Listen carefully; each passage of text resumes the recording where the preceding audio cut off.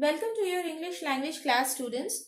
This is the third part of the topic voice, and in this video I am going to discuss two subtopics, that is ditransitive verbs and phrasal verbs in passive sentences. So before we go into today's work, I'll just make a short recap of what we did in the last class. While converting an active sentence to a passive sentence, what do? The object in the active voice becomes the subject in the passive voice, and the subject in the active voice becomes the by agent in the passive voice. What change happens to the verb? Tense remaining same. The verb takes up the be verb plus the past participle of the main verb. So this is what we had done in the last class. So taking it up from there, today's work is ditransitive verbs. So you can see on the board, I have written the topic ditransitive verbs. Over here, the prefix di means to. In the previous class, I had discussed that an active sentence will be having one object. A transitive verb will be taking up an object. In this case, we see that ditransitive verb means that the verb will be having two objects in it, and because it is the object of the active voice which becomes the subject in the passive voice, since we have two objects over here, we will have two passive forms. Okay, so again repeating, the object of the active voice becomes the subject in the passive voice. So if there are two objects, then there will be two passive sentences. I have written an example over here. I read a story to my sister. In this, I is the active subject. It is I who is doing the work. It is the subject that is doing the work. Read is the verb. A story is the first object. D-O. It's been written as direct object. And the second object, to whom did I read?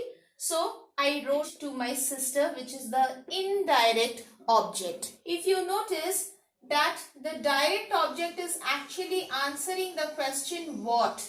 Okay, what did I read? I read a story. So the direct object always answers the question what, and the indirect object answers the question whom. So, for whom did I read?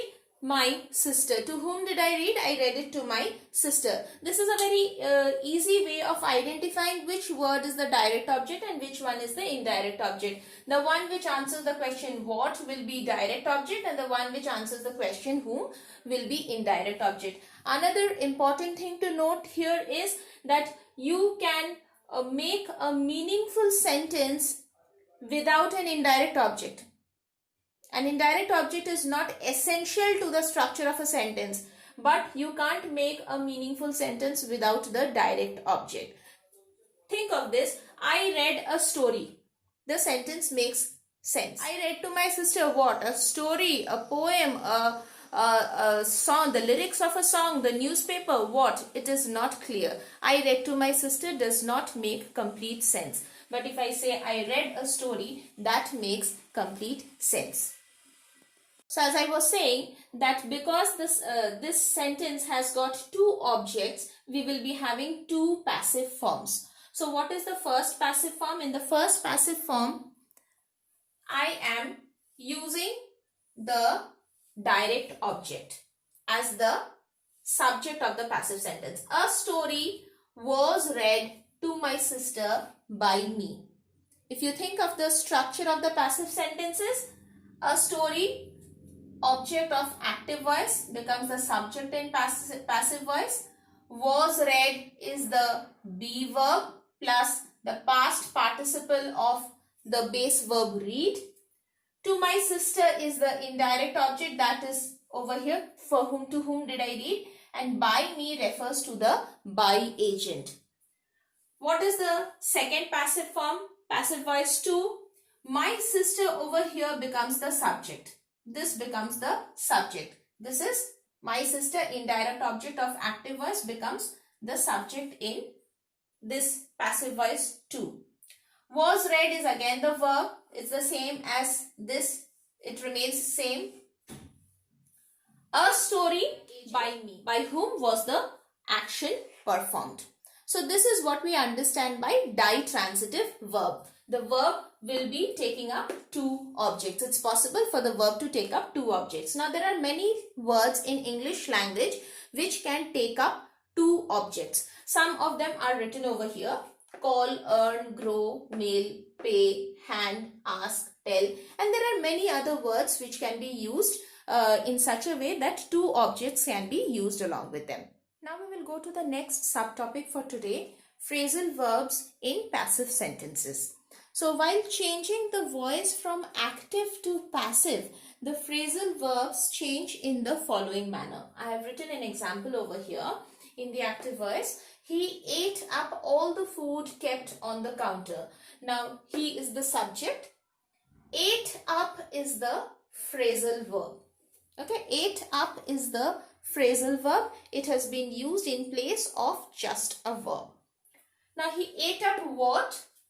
All the food kept on the counter. So, this entire thing is the object. Okay, he ate up what? He ate up all the food kept on the counter. So this entire group of words is the object.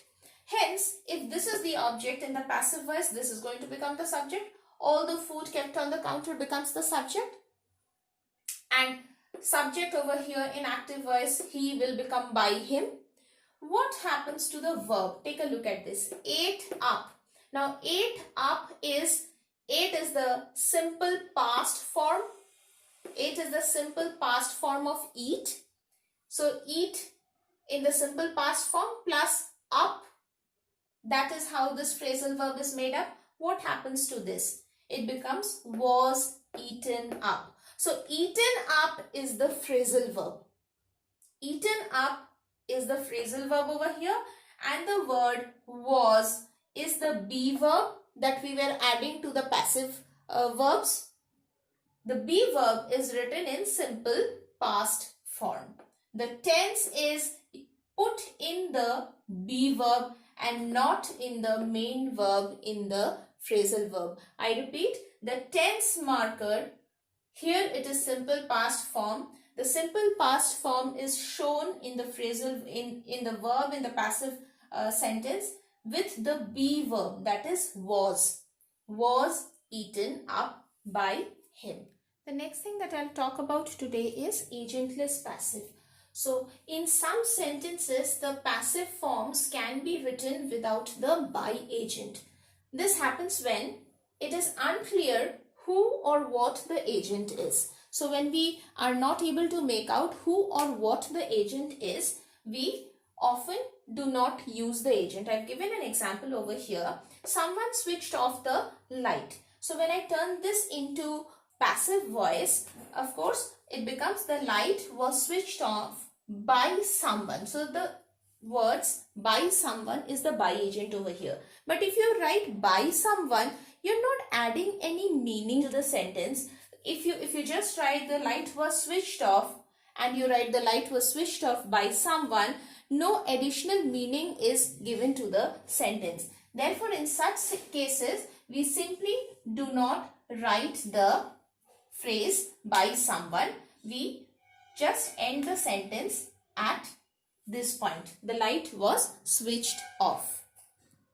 Another instance where agentless passive sentences are written is where it is evident who or what the agent is. So in this example, see over here, the police arrested Ravi. Now the action of arresting somebody, it is done by the police. We know that. Hence, when we write the passive sentence, Ravi was arrested by the police, this by agent is not needed. It is not needed. We can simply end the sentence over here. Ravi was arrested. Why? Because the by agent here is evident. Who can be the person or who can be the agent to have done this work? It is evident. Therefore, we can end the sentence here and write it without the by agent. This brings us to the end of today's class. In my next video, I am going to discuss about voice change in different types of sentences. So until then, keep practicing and stay safe.